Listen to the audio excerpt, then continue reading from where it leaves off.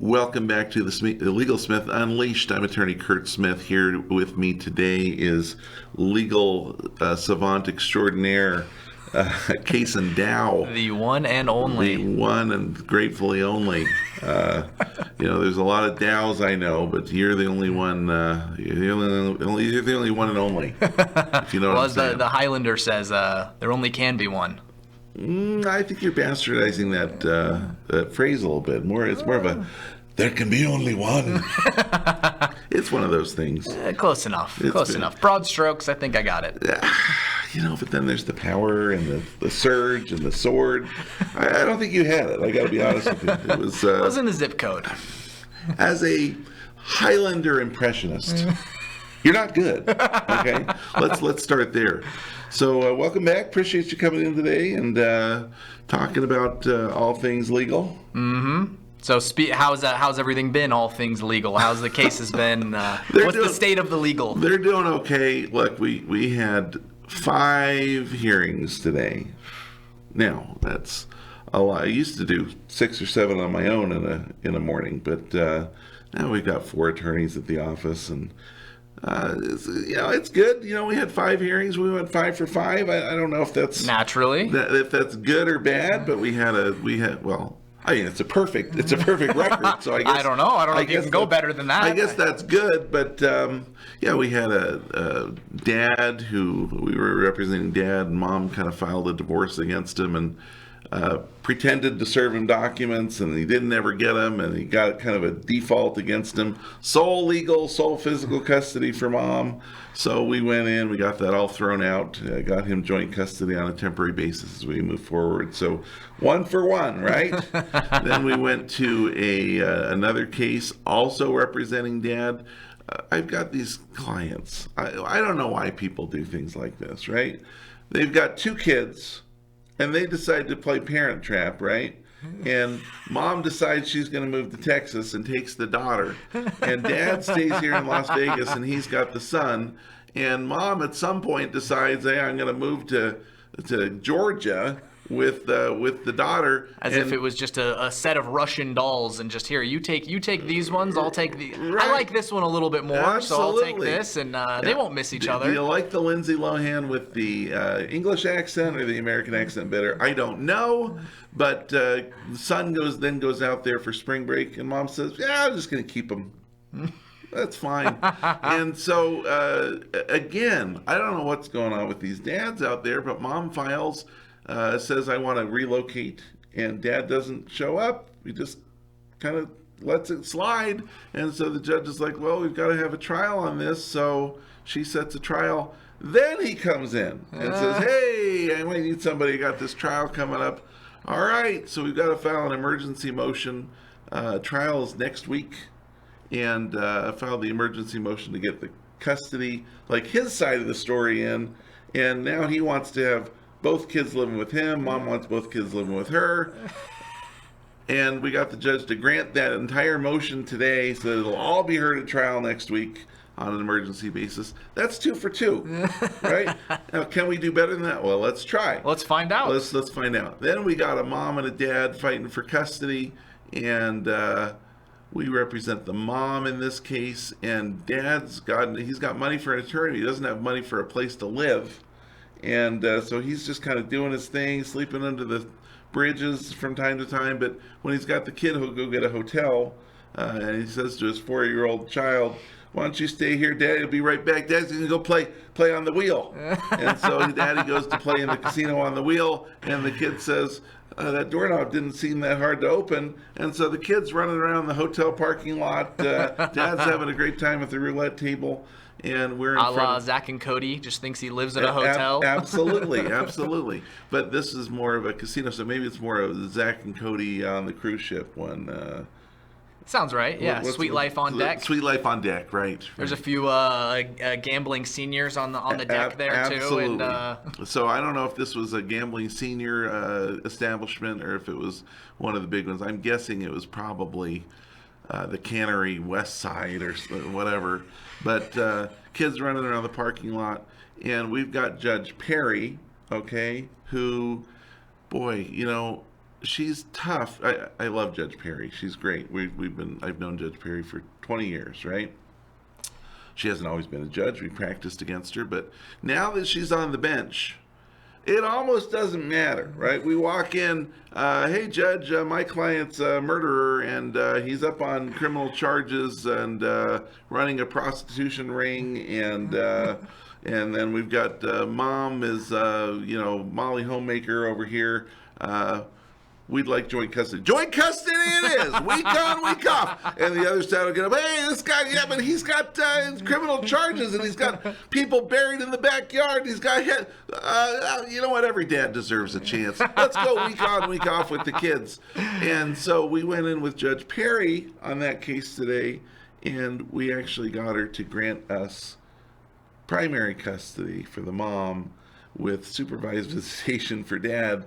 How did we do it? Well, that's maybe a story for another day. But sounds like a smoky backroom deal may have been struck on this one. I don't know. I'm not saying yes. I'm not saying no. But I'm saying that it happened, and we went 3 for 3. Then we had another case where Mom is filing serial motions against the dad. We've got the dad, of course, and this is like her 3rd motion in a row. We went in and proved to the judge that this lady's just a vexatious litigant. Threw the whole case out, and we got attorney fees because. So my friends in elementary school used to call me a vexatious litigant. Yeah, really cut deep. I bet it did. I didn't really like that. I thought it was Gason, but no, it was vexatious litigant. Well, I actually preferred that when they switched over to that one, so that was a nice relief. And then we had a criminal case, and we got the guy out of jail. Free to roam the streets at large among the citizenry of Las Vegas again. So congratulations on that. So 5 for 5. That's not too shabby. By my count, that's not too bad. That's one short of perfection. Or hold on. 5 for 5. No, that's all of them. Hey, well done. As a mathematician, a little lacking. But appreciate the almost perfect when it was perfect. But it is what it is. Speaking of kids running around parking lots and prostitution rings and things of that nature, what's going on? You've been following that P. Diddy case? P. Diddy, what's been going on with him? The music producer, same one. Yeah. Sean Combs. Sean Puffy Combs. Puff Daddy. What's been happening with our friend? Oh, have you been following the case? Produced some new music or something, or what's? No. The music's been a little lacking. I was wondering when his new album was going to come out. Criminal charges back in New York. Yep. Okay. Yes, I may have heard something faintly about that. Okay. What'd you see? Well, it seems like there's been some new developments on that. Okay. We all know, so the trial's starting to move forward and everything. Uh-huh. I just saw about his the key witness. Okay. Victim 3. Victim 3. As it was called. I think that's the mother. The mother had the choice for that name. I think it's French. Yeah, Victim 3. Victim 3. Listen, if you've got a group of friends or people that you're meeting at a party, right? You say, "What's your name?" You're Kason. I'm Kurt. What's your name? I'm Victim 3. I'm going to go ahead and steer clear, okay? Because it seems like you may have another agenda. I'd be you should have met the siblings too, Victim 4 and 5. They were and then the brother Victor. I don't know. that's a guy I'd like to meet. So here's this key Victim 3, right? Key witness in the whole thing. All of a sudden, days getting closer when I think they're supposed to give their testimony or something along those lines, and suddenly doesn't show up for school. Suddenly is gone. Nowhere to be found. School? How old is Victim 3? About 14. Oh. I'm kidding. Metaphorically doesn't show up for school. Gone. Okay. Absent from class. Well, listen, you say things like that, but... It's true. In this case, that actually could have been quite literal. It could have been, because there's allegations of underage sex and all kinds of fun stuff. Given the fact that they're withholding a name, it's actually possible. Right. That it could be somebody, but... The whole point being, this person is gone. They have no clue where Victim 3 has gone. a very, very key person all of a sudden just Well, listen, that's mysteriously, oopsie daisy, just nowhere to be found. That's one of the issues in this case, because as you may be aware, when we have people charged with crimes, we go in for an arraignment, which is essentially saying guilty or not guilty. And that person may be in jail at the time or at liberty, as we like to say. And I believe Mr. Combs was imprisoned at the time. And so if you go in for an arraignment and you say guilty or not guilty, and then there's an argument with regard to bail, and Mr. Combs, who I believe is a billionaire, right, was denied bail. You may not have bail, and the issue was, if you have bail, we believe you may try to tamper with witnesses. That was the reason he didn't get bail. And now what you're telling me is victim 3, the person I would have steered clear of at the party, is now gone. Has been tampered with.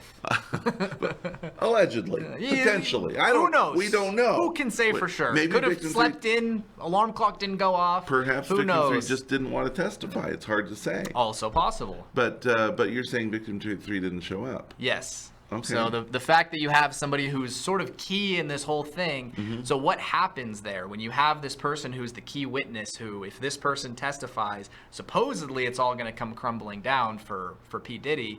When a person like that goes missing, what does that mean, legally speaking? What are kind of the implications of all that? Well, legally speaking, look, okay, so we've got two sides, and this is a criminal case, so it's the state of New York in this case versus Mr. Combs. How we got from Sean Combs to P. Diddy, I don't know. It's a short leap, I think. It's maybe he was playing Diddy Kong, on the Wii at some point, or whatever the case may be. But he said, "I gotta pee." Wait, hold on. Hold my Diddy. One more time. Say that again. I like that. P. Diddy. So, so each side is responsible for getting their witnesses to court. Okay? So, for example, let's assume that we were related in some way, right? And I've got this case. I would simply ask you and say, hey, Kaysen, would you come to court and testify more for me? And you'd probably say yes, right?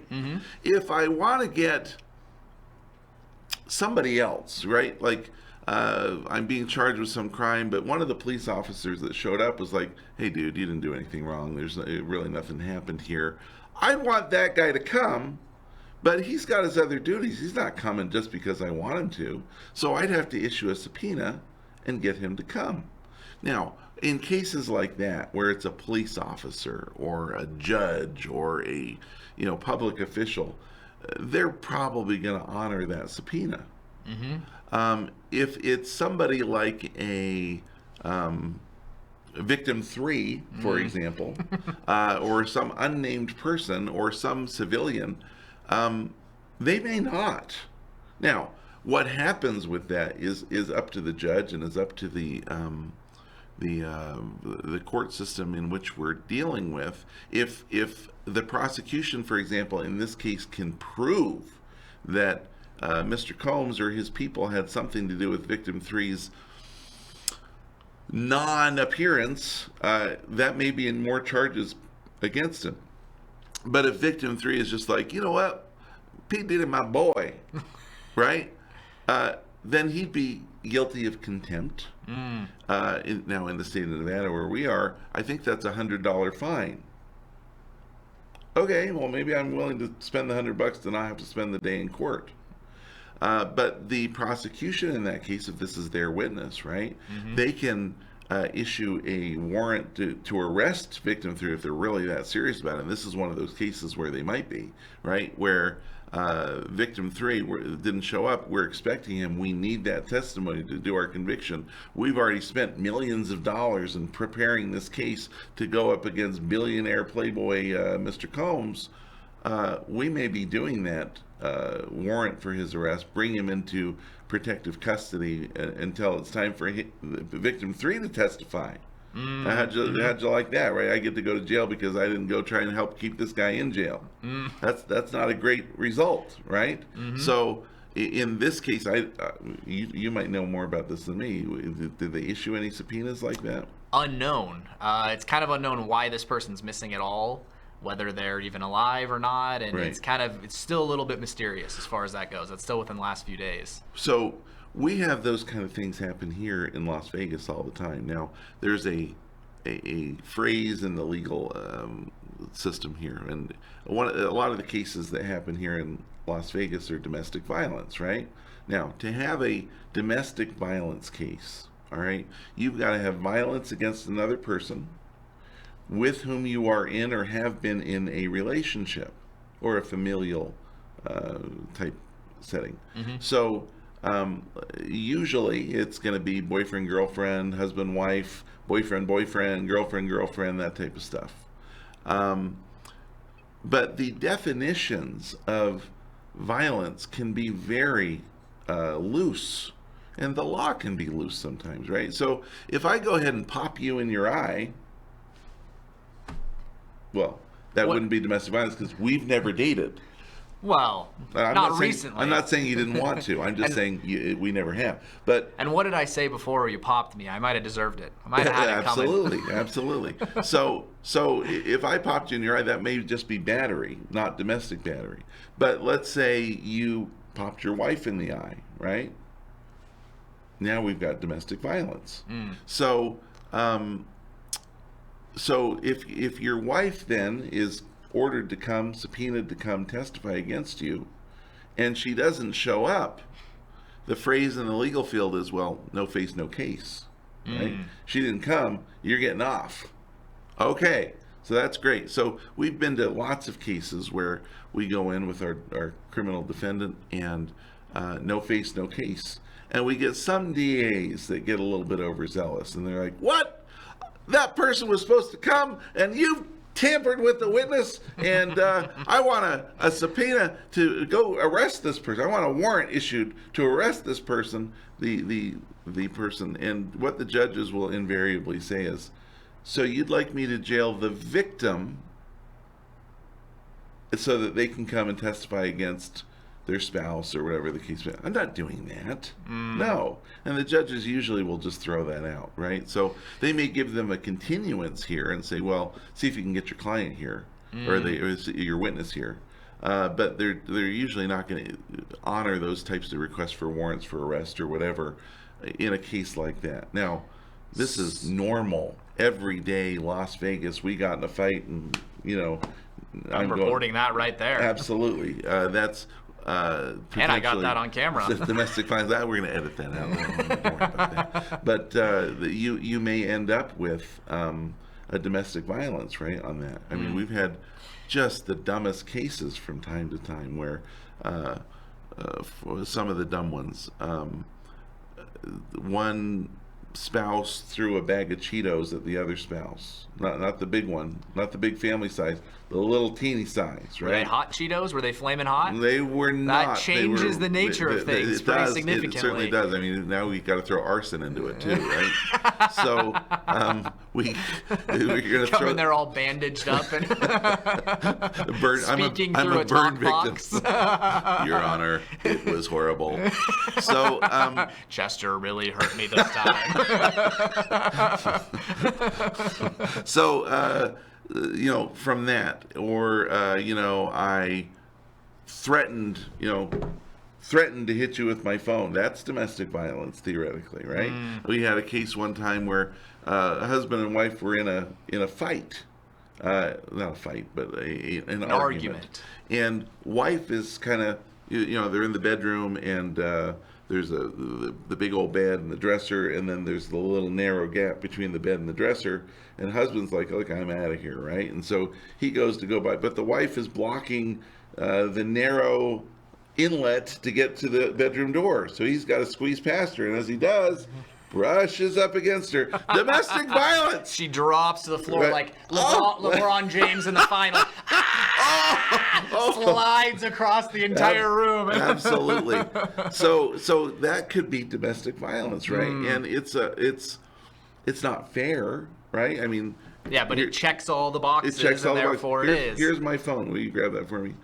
Domestic violence, because that's attached to me, right? That's the basketball rule where the ball is part of the hand, right? So you're going for that. I'm sorry, that's domestic violence. So on kind of this note with what you're talking about, no face, no case, things like that, and then looking at something like the P. Diddy case, where obviously the soil of this whole thing is these supposed parties that were thrown, the freak-offs with parties. the few metric tons of Johnson & Johnson baby oil, and absolutely all the the videos, the pictures, all the things that were happening there, the NDAs that were signed, and all this that supposedly leads up to blackmailing, but these people had to be doing something that's considered blackmailable, of course, right? Sounds a little racist in this context. Well, you can send letters to whoever you want, so right, but they don't have to be black, is what you're saying. No, they don't necessarily have to be. You can send letters to me. I'm plenty white. Well, so all that being said, when you have all these people that supposedly had to have participated in something, right? If those people were to speak up, now you kind of have this double-edged sword where it would bring down somebody like P. Diddy, but they'd kind of have to implicate themselves in the process. Well, right? Let's start, so is it now in their interest to hold back? What are we kind of looking at? Let's start over, okay? I've got a freak-off party, okay?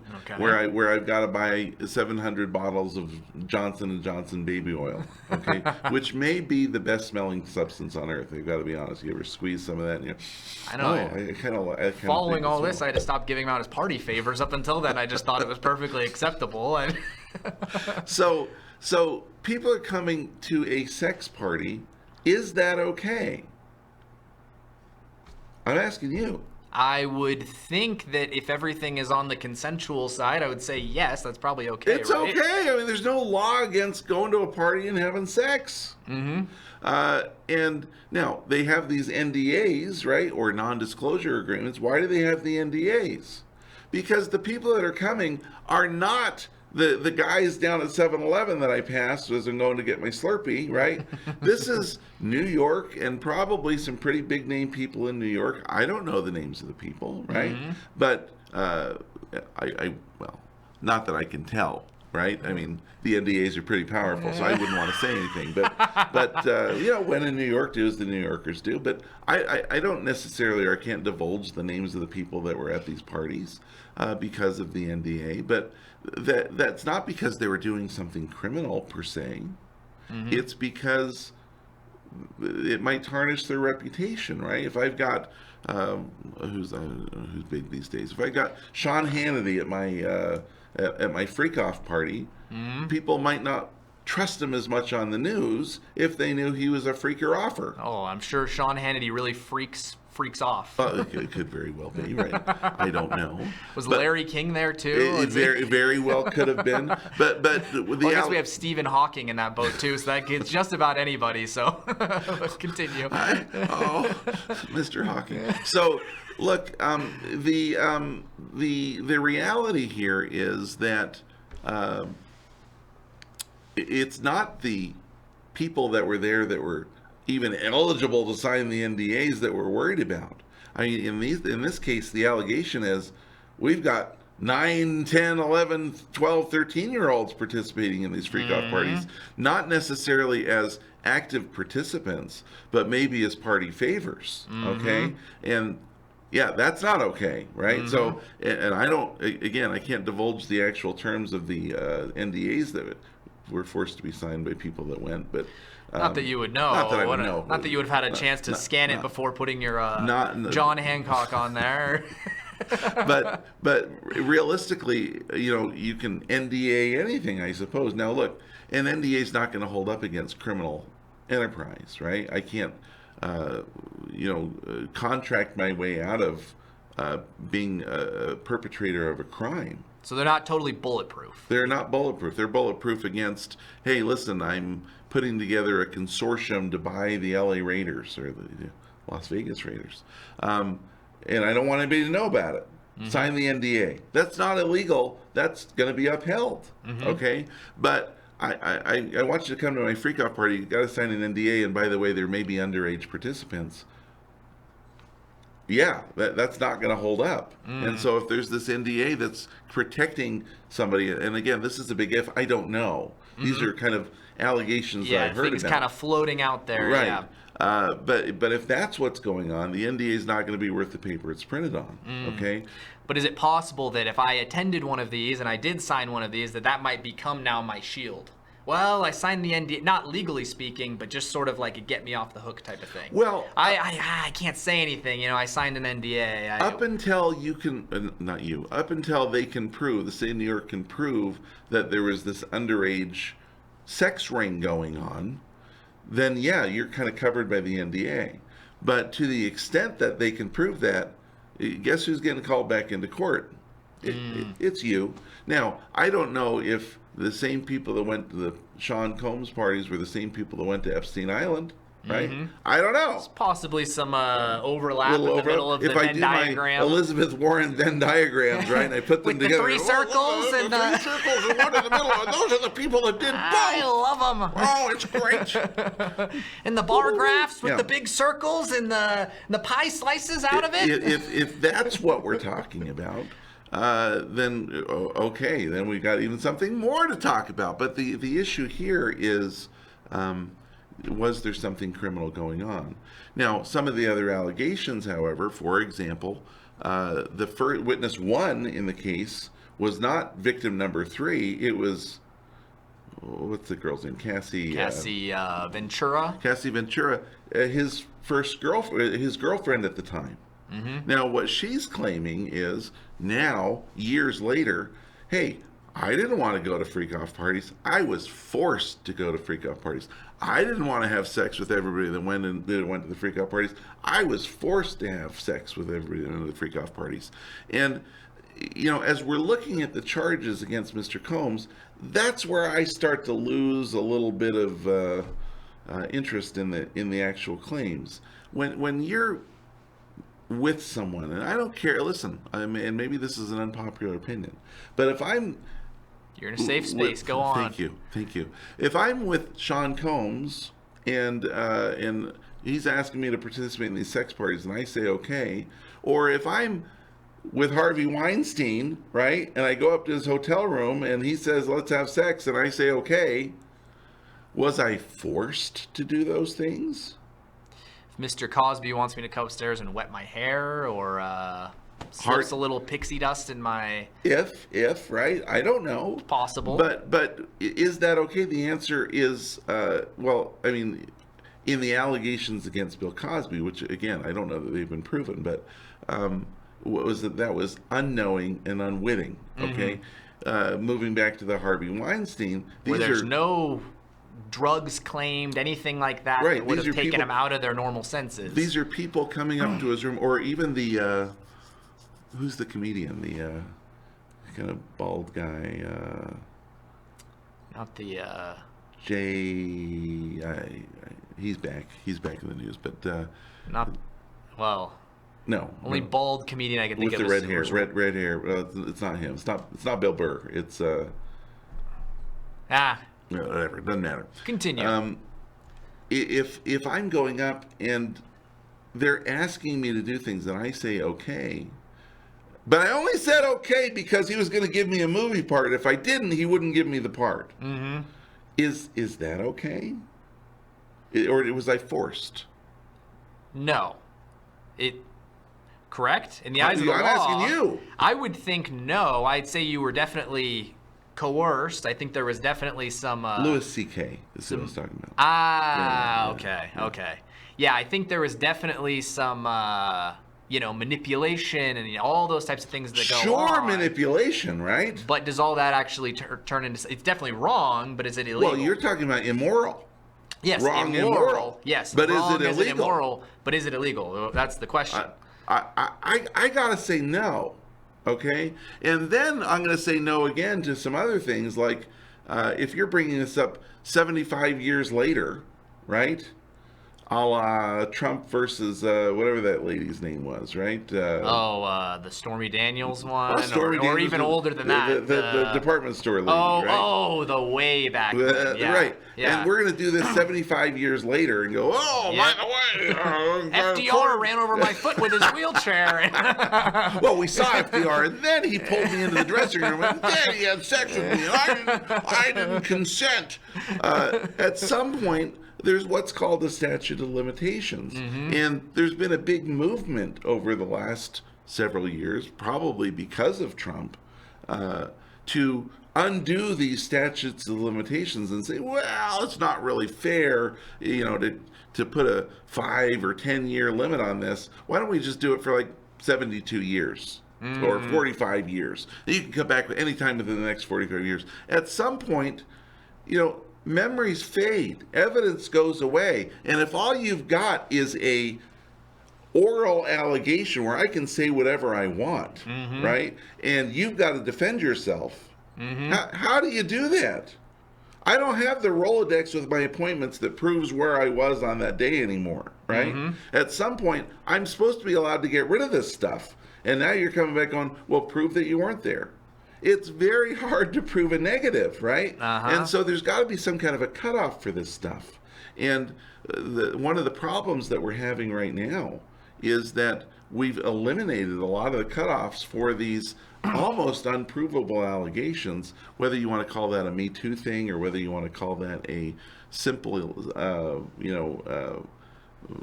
rape cases or things like that. If we take that away, you're really eliminating some of the protections that not offenders had in order to stay away from those things. If I was inappropriate with a girl back in junior high, should she still be able to come after me? I mean, I've been out of junior high a long time. I don't know that they've still got the tapes, right? How do I prove that didn't happen? It's almost impossible. And on that note, one of the funny things about that, who's that? Not J.K. Simons, but who's that? The lady that accused Trump in the Bloomingdale's department store. Oh, yeah, I don't know. I can't remember her name, but it doesn't even matter, right? They passed this law in New York that took away the statute of limitations, okay? And so she was able to come back with this 950-year-old allegation against Trump. Well, now, one of the guys that passed that law, he's being accused of rape from way back, 35 years ago. And guess what he says? That law is unconstitutional. You can't do that. How can... It's the funniest thing I've ever seen. Oh, physician, heal thyself. So, there's got to be something. And so, getting back to Mr. Combs, if there were real issues that happen, we're having underage sex parties with, by legal definition, unwilling participants because you can't consent as a 9-year-old to participate in this party. Not that that's what happened. Allegedly, I don't know. Who knows? For entertainment purposes only. But if I'm having these types of parties, that's wrong. That's against the law. If I invite a bunch of people to my party, and they all sign an NDA, including my girlfriend, and now everybody gets to come and go, well, yeah, but I only went because Combs was a billionaire, and I couldn't curry favor with him if I didn't go. I struggle. Yeah, the good old, I left at 7 p.m. every time I went to one of those. I had to catch my favorite show. Yeah. So, I don't know. 60 Minutes was on, so I had to rush back every night. Well, we'll see what happens. This trial is just getting started, and who knows what might happen with victim 3. Will they show up? Will they not? Only the shadow knows. Dun, dun, dun. Who knows, right? But, I feel bad for people. I'm not saying Mr. Combs. I don't know. I'm not saying Louis C.K. I don't know. I'm not saying Bill Cosby. I don't know. But when you get put in a situation where, how do you defend yourself, right? You sometimes can't prove a negative. And the sordidness, right? The the delicious allegations of impropriety from one of our billionaire class made good.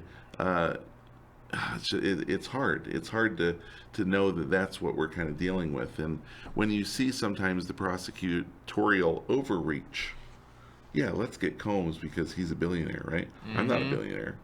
And it's not really fair that he is. And why does he get to have this beautiful girlfriend and have sex with her when all I get to do is go to the local whorehouse and, have sex with the ugly lady, right? That's not okay. There's some nice women down there. I'm sure. Be nice. Not that I would know. I'm sure you do. Yeah, anyway, look, we're out of time. Don't forget to like, share, and subscribe if you like the content of what we have so we can bring you more. And we will see you next time on The Legal Smith Unleashed.